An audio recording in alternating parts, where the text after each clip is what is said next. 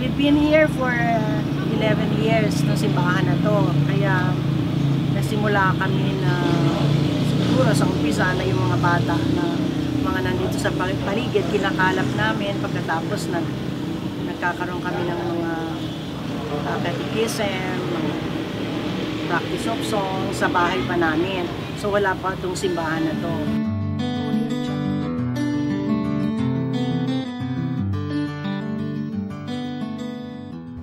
Ako si Tita Hilda Sigismondo. Lahat ng tao dito, lahat ng mga bata, tao sa akin tita. Kaya nasanay na akong yun ang introduction, tita. Meron kaming tutorial every day, Monday to Friday, for elementary. So yung elementary na pumapasok sa hapon, sa morning sila nag-tutorial. Yung pumapasok naman sa umaga, sa hapon sila may tutorial. So after ng tutorial, merong feeding program.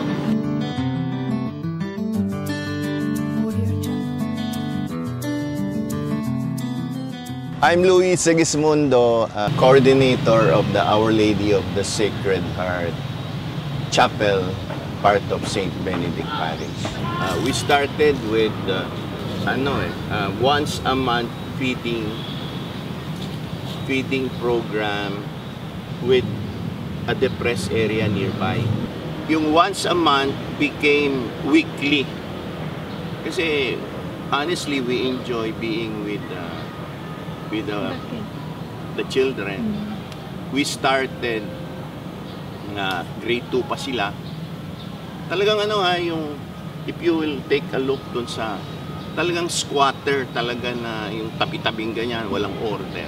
Isa-isa, nagkaroon na ng mga umpisahan na itong simbahan, tapos nagkaroon na ng mga programs na hanggang ngayon ginagawa pa namin.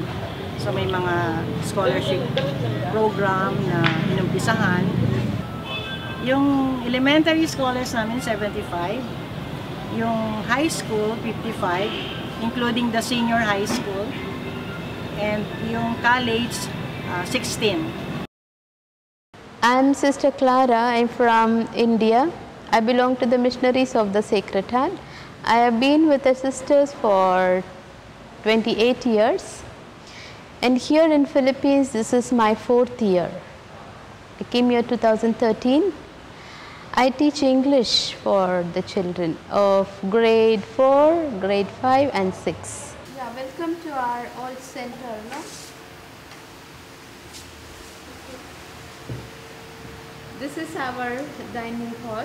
We have a feeding program with our children.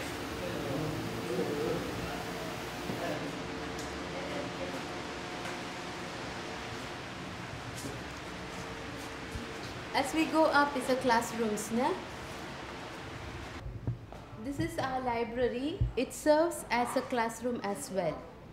So we just manage them with the storybook sometimes conduct some games like that.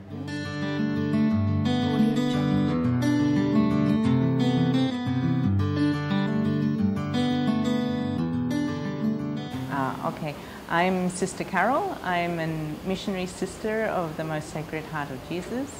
I'm Australian and I've been living now in the Philippines for 17 years. Now our philosophy, if you can say it, a philosophy with the tutorial center is that the students, you can't see the image, behind there is an image because it's Good Friday today. There is the image of Our Lady of the Sacred Heart, and she has one hand pointing to Jesus and one hand pointing out. And that's the idea. We are to be of service, no? We receive from the grace of God, His love, and that we are then to share.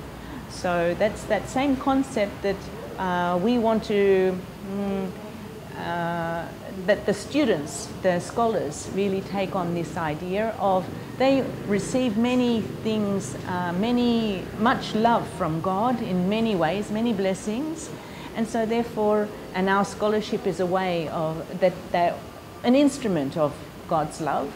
So therefore, as a way to also give, and that's through helping the students. So the high school students will help the elementary students, the college students help the high school students. We have also some volunteer teachers, and we have the mothers who are helping. What we want to do is build on the values, the good Christian values of family, and reflecting this concept of the God is love. That's a loving God, reaching out, sharing. So that's where.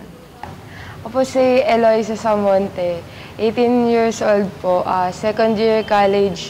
Sa PUP ako nag-aaral at yung course ko po ay Bachelor of Science in Computer Science. Ako po si Jezabel Sisentilices, incoming third year college sa Philippine Normal University, taking up Bachelor in Mathematics Education. Okay na, ako si Jomar Bautista, 23 years old. Scholar ako dito since first year high school.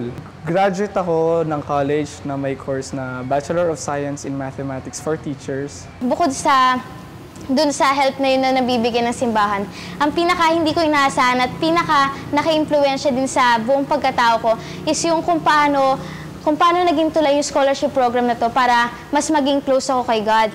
Na parang mas mapalapit ako at mas makilala ko siya. Kasi nung pumasok ako dito sa simbahan, doon ako nag-start mag-communion, mag-serve sa choir. Umpisa parang saling bulinggit lang ako sa choir eh. Pero parang habang naglaon, parang nagiging part na talaga siya ng sarili ko. Tapos sa ganung paraan, nagiging parang pagbabalik tanaw loob ko na rin sa kanila yung pagsaserve ko bilang choir. Tapos may mga pagkakataon na nagle-lecture din ako. Ayun po, parang masasabi ko na kakaiba yung scholarship program na to kasi sobrang dami agad ng natulong niya sa parang buong buhay ko yung nabago niya. Ayun po, tsaka po sobrang laki din po ng tulong sa pamilya ko. Ayun. Napakalaki ng tulong na naibigay sa akin ng scholarship program dahil kung hindi dahil sa kanila, hindi ako magiging magaling sa subject na nagustuhan ko at hindi ako gagaling sa pakikipag-usap sa tao at sa pag-serve dahil hindi lang kami tinulungan financially, tinulungan din kami ng simbahan na to spiritually.